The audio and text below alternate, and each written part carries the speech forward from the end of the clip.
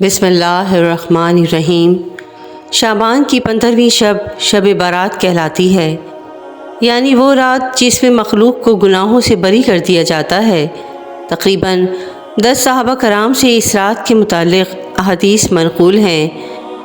حضرت عائشہ رضی اللہ عنہ فرماتی ہیں کہ شعبان کی 15ویں شب کو میں نے نبی کریم صلی اللہ علیہ وسلم کو اپنی آرام گاہ پر موجود نہ پایا تو تلاش میں نکلی، دیکھا کہ آپ جنت البقیع کے قبرستان میں ہیں۔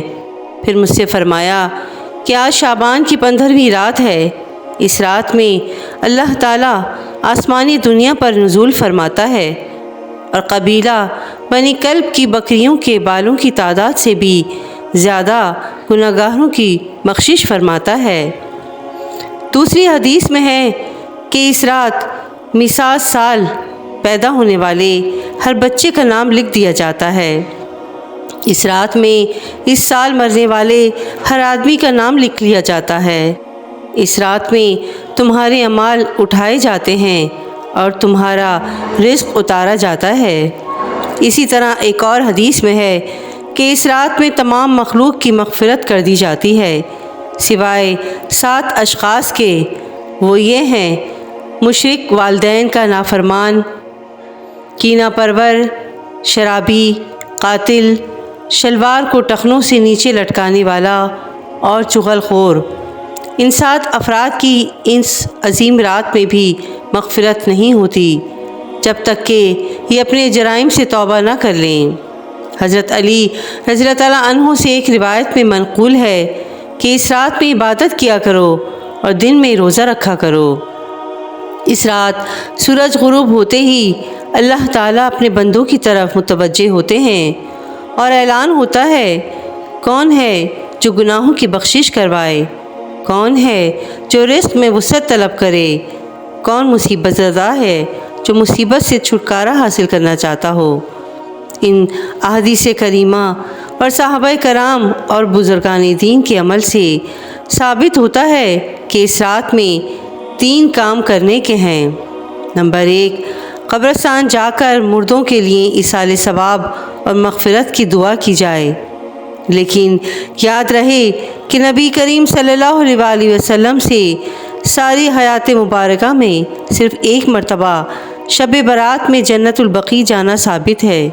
اس لیے اگر کوئی شخص زندگی میں ایک مرتبہ بھی اتباع سنت کی نیت سے چلا جائے تو اس کا اجر و ثواب کا باعث ہے، لیکن پھول پتیاں، چادر چڑھاوی اور چراغاں کا اہتمام کرنا اور ہر سال جانے کو لازم سمجھنا، اس کو شب برات کے ارکان میں داخل کرنا، یہ ٹھیک نہیں ہے۔ جو چیز نبی کریم صلی اللہ علیہ وسلم سے جس درجے میں ثابت ہے اس کو اسی درجے میں رکھنا چاہیے۔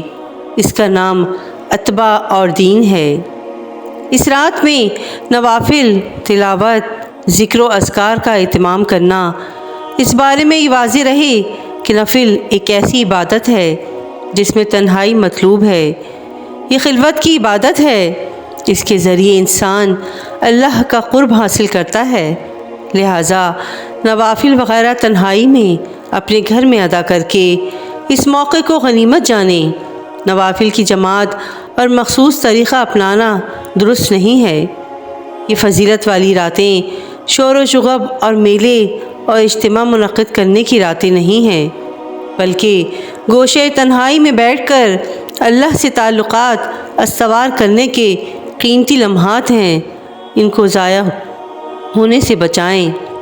دن میں روزہ رکھنا بھی مستحب ہے۔ ایک تو اس بارے میں حضرت علی رضی اللہ عنہ کی روایت ہے کہ دوسرا یہ کہ نبی کریم صلی اللہ علیہ وسلم ایام بیس کے روزوں کا اہتمام فرماتے تھے۔ لہٰذا اس نیت سے روزہ رکھا جائے تو موجب اجر و ثواب ہوگا۔ باقی اس رات میں پٹاخے بجانا، آتش بازی کرنا اور حلوے کی رسم کا اہتمام کرنا، یہ سب خرافات اور اسراف میں شامل ہیں۔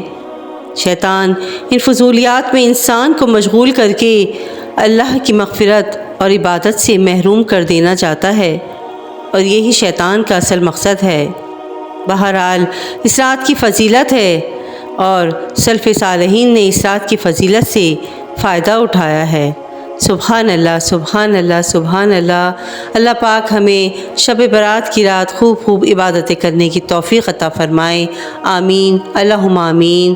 ویڈیو پسند آئی ہو تو پلیز میرے چینل کو لائک اینڈ سبسکرائب ضرور کیجیے گا۔ جزاک اللہ خیراً کثیرا۔